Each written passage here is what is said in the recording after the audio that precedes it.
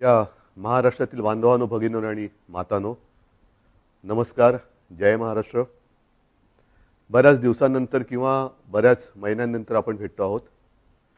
पहिल्यांदाच एक खुलासा करतो की आजच्या माझ्या या फेसबुक लाईव्ह नंतर काही जण टीका करतील किंवा टिप्पणी करतील की मुख्यमंत्र्यांचा चेहरा पडलेला होता, त्यांचा आवाज असा भारदस्त किंवा नाकातला येत होता. तर साहजिकच आहे, त्याला कारण आजच सकाळी माझी जी कोविड टेस्ट केली ती कोविड टेस्ट पॉझिटिव्ह आलेली आहे. त्याच्यामुळे हा काही इतर कशाचाही दुष्परिणाम नाही, तर तो कोविडचा जो काही एक दुष्परिणाम असतो तो आहे. असो, बऱ्याच महिन्यांनंतर मी आपल्यासमोर आल्यानंतर नेमकं बोलणार काय आहे, बोलण्यासारख्या गोष्टी बऱ्याच आहेत. थोड्याफार मी आता बोलणारच आहे. हेही आपल्याला माहिती आहे की कोविडचा विषय निघाल्यानंतर कोविड काळामध्ये जी काही आपण लढाई कोविडबरोबर लढलो, प्रसंग बाका होता. मला तर प्रशासनाचा कसलाही अनुभव नव्हता आणि तशा त्या कठीण काळात म्हणजे कोणीही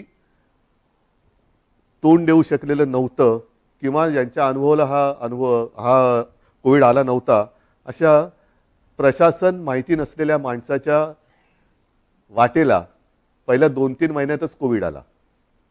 मला जे काही करायचं ते मी प्रामाणिकपणाने त्याही वेळेला केलं.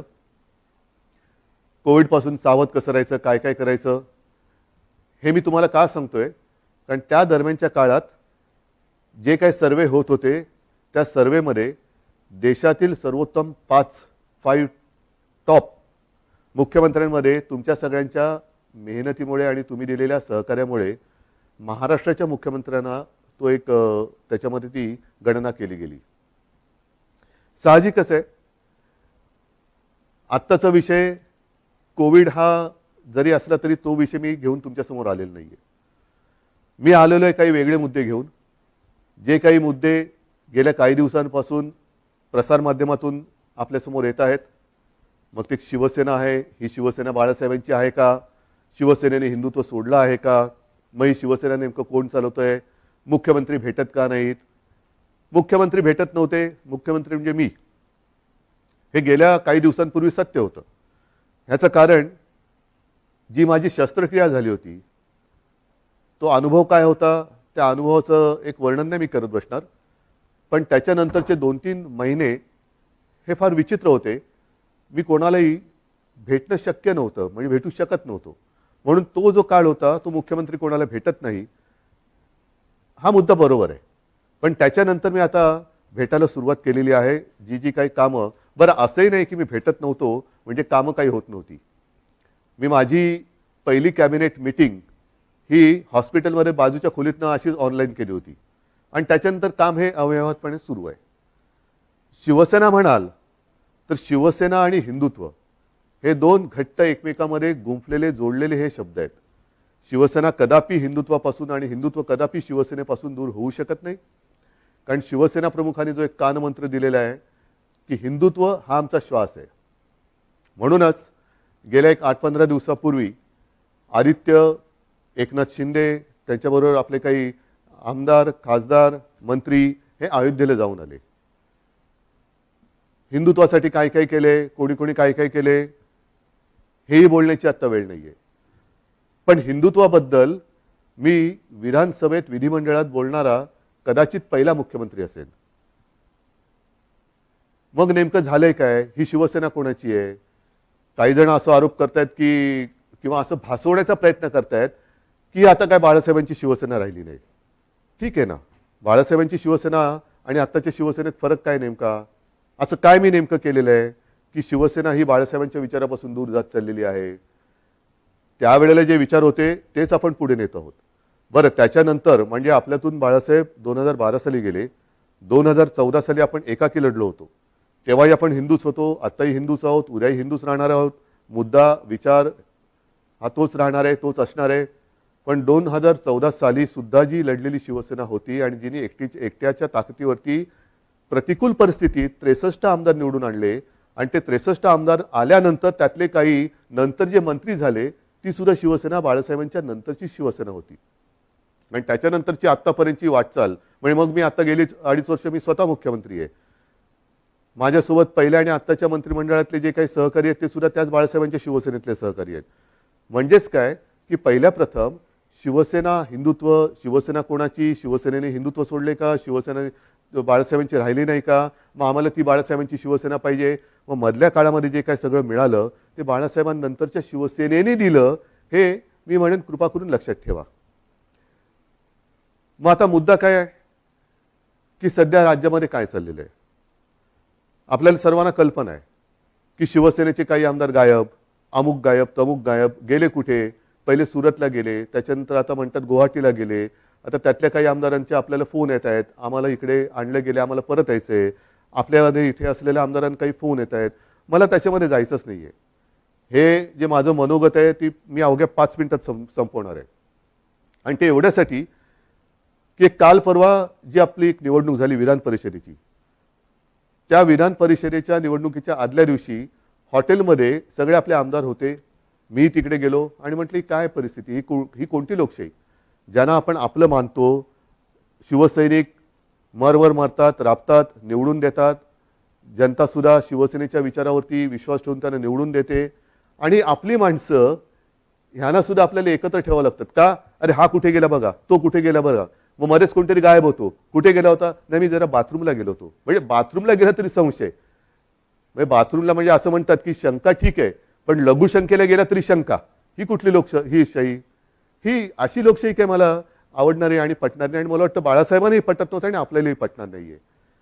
मला एक मुद्दा काय सांगायचा आहे की मला कशाचाही अनुभव नसताना जे काय घडलं, मी इच्छेपेक्षा जिद्दीने करणारा माणूस आहे.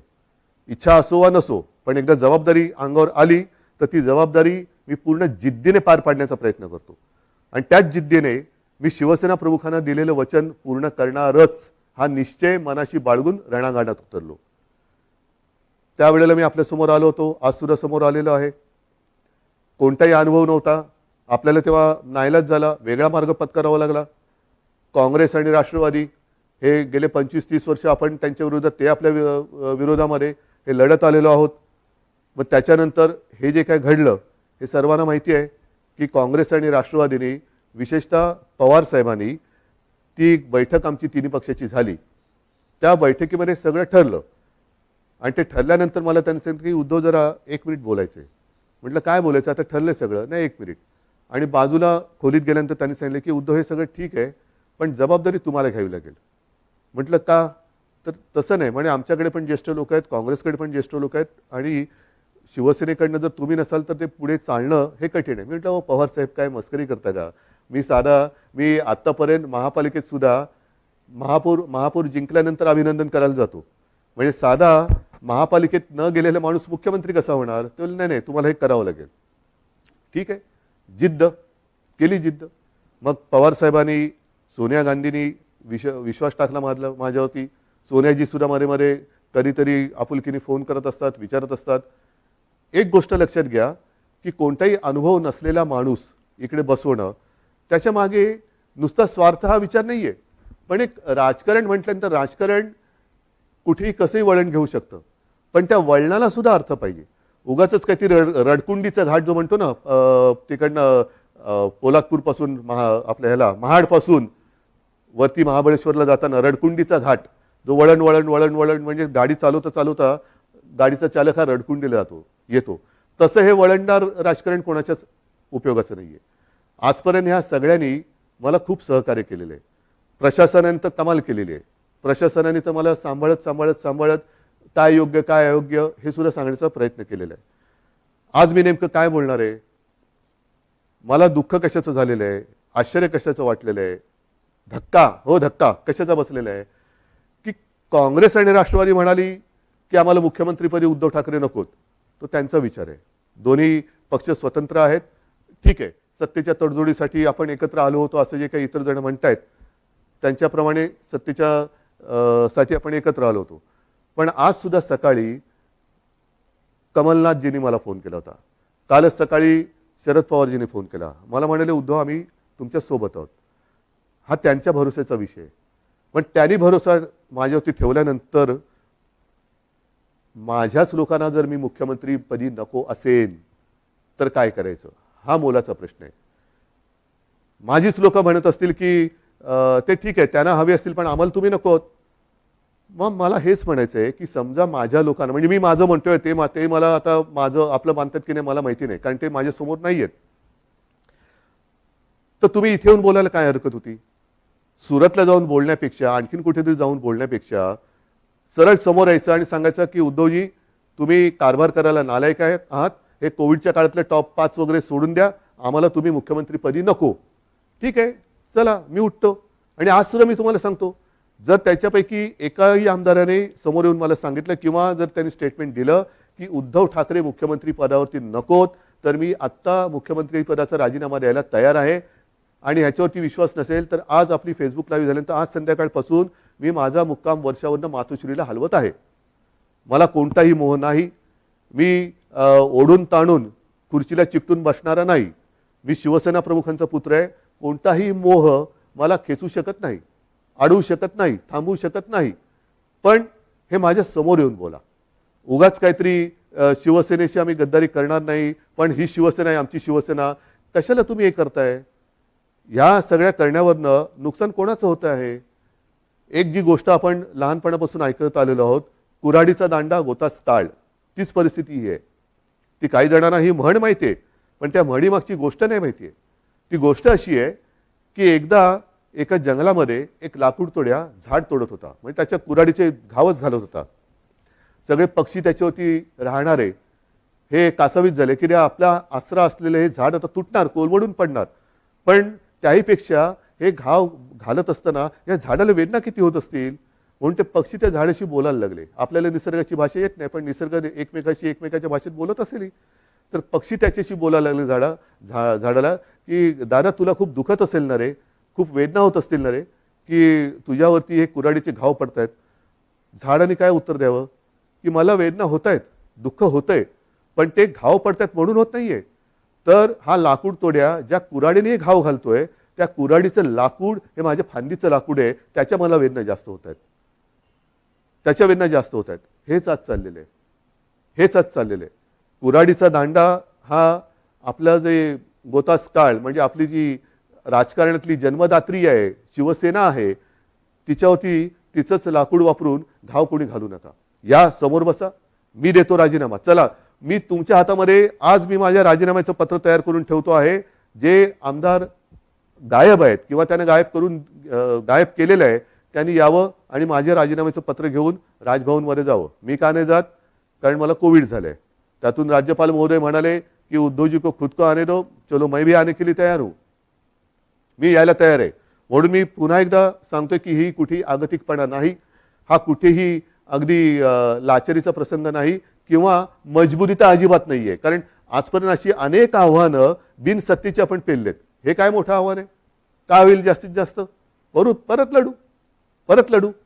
जोपर्यंत माझ्यासोबत शिवसेना प्रमुखांनी जोडून दिलेला सारा शिवसैनिक आहे तोपर्यंत मी कोणत्याही संकटाला भीत नाही. मी आव्हानाला सामोरा जाणारा माणूस आहे. त्याच्यामुळे कोणतेही आव्हान हे घाबरून त्याला पाठ दाखवणारा नाहीये.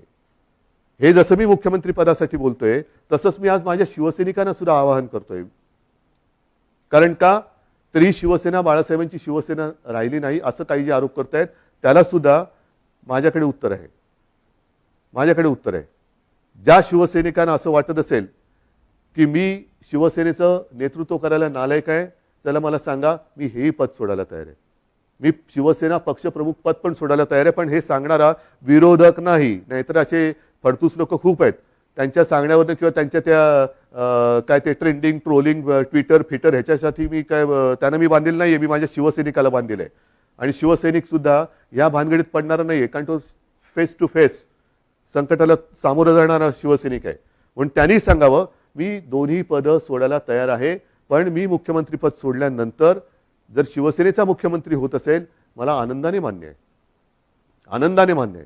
पण त्याही पलीकडे जाऊन केवळ मी मुख्यमंत्री नको, दुसरा कोणी असला तरी चालेल, पण शिवसेनेचा म्हणजे उद्धव ठाकरे मुख्यमंत्री नको, दुसरा कोणी चालेल, चला तेही मला मान्य आहे. पण एकदा मला समोर येऊन सांगा. हे इकडून तिकडून नाही, आमचं तुमच्याबद्दल काहीच म्हणणं नाही आहे. पण तसं नसेल तर जोपर्यंत मी खुर्ची अडवून ठेवले तोपर्यंत काय होणार? काहीच होणार नाही. म्हणून एकदा ठरवूया, तुम्ही या किंवा तिकडनं फोन करा आणि सांगा की तुमचं आम्ही फेसबुक लाईव्ह पाहिलं, चॅनलच्या माध्यमातून पाहिलं, फेसबुकच्या माध्यमातून पाहिलं. आम्हाला तिकडे यायला संकोच वाटतो, पण तुम्ही म्हणालात त्याच्याप्रमाणे तुम्ही आम्हाला नकोत. हे स्पष्ट सांगा. मी या क्षणाला मुख्यमंत्रीपद सोडायला तयार आहे. या क्षणाला मी मुख्यमंत्रीपद सोडायला तयार आहे. आणि म्हणून बांधवांनो आणि भगिनीनो एकच सांगेन, शेवटी ही पदं येत असतात, पदं जात असतात. आयुष्याची कमाई काय? पदं नसतात. पदावरती बसल्यानंतर जे तुम्ही काही काम करता त्याच्यानंतर जनतेची प्रतिक्रिया काय असते ही आयुष्याची कमाई असते. आणि या 2.5 वर्षामध्ये जे प्रेम तुम्ही मला दिलत, कुठे झाली हो आपली भेट? पण ह्याच माध्यमातून मी तुमच्याशी बोलत आलो. आणि अनेक जणांनी मला सांगितलं की उद्धवजी, तुम्ही बोलताना आमच्या कुटुंबातला एक माणूस आमच्याशी बोलतोय असं वाटतं. हे भाग्य मला नाही वाटत ह्याच्यापेक्षा आणखीन काय असू शकेल. ज्यांची ओळख पाळख नाही, दूर कुठेतरी राहतात, अगदी मुंबईत राहिले तरी भेटीचा कधी योग येईल असाही भाग नाही आहे. पण या माध्यमातून जेव्हा मी तुमच्याशी बोलतोय तेव्हा तुम्ही आमच्या कुटुंबातले वाटतात. हीच तर आयुष्याची कमाई आहे. आणि आयुष्याची कमाई माझ्यासाठी तरी भरपूर आहे. मुख्यमंत्रीपद हे तेव्हा अनपेक्षितपणाने आलं. आत्ता सुद्धा मी यायला चिकटून बसत नाहीये. जर तुम्ही सांगाल मी आत्ता त्याच्यावरनं पाय उतार तयार आहे. आणि हे माझं नाटक नाही, अजिबात नाटक नाही. कारण नाहीतर म्हणतील की काय हे असं करायचंच होतं. नाही, मला काय म्हणायचंय की तुम्ही संख्या किती कोणाकडे आहे हा गौण आहे विषय माझ्याकडे. शेवटी ही जी काही लोकशाही आहे त्या लोकशाहीमध्ये संख्या ज्यांच्याकडे अधिक असते तो जिंकतो. मग ती तुम्ही संख्या कशी जमवता? प्रेमाने जमवता, जोर जबरदस्तीने त्या धमक्या दटवण्या देऊन जमवता, हे नगण्य असतं. पण समोर उभी केल्यानंतर डोकी मोजली जातात आणि अविश्वास ठरव मंजूर किंवा अमंजूर होतो. मी ज्यांना माझे मानतो त्यांच्यापैकी किती जण तिकडे गेलेत, किती जण माझ्या विरुद्ध मतदान करतील? नाही. एकाने जरी माझ्या विरुद्ध मतदान केलं तरी ते माझ्यासाठी लाजिरवाणी गोष्ट आहे. आणि म्हणून मला हे एकही मत माझ्यावरती त्यांना अविश्वास ठराव दाखवण्याची वेळ येऊ नये म्हणून त्यांनी मला सांगावं.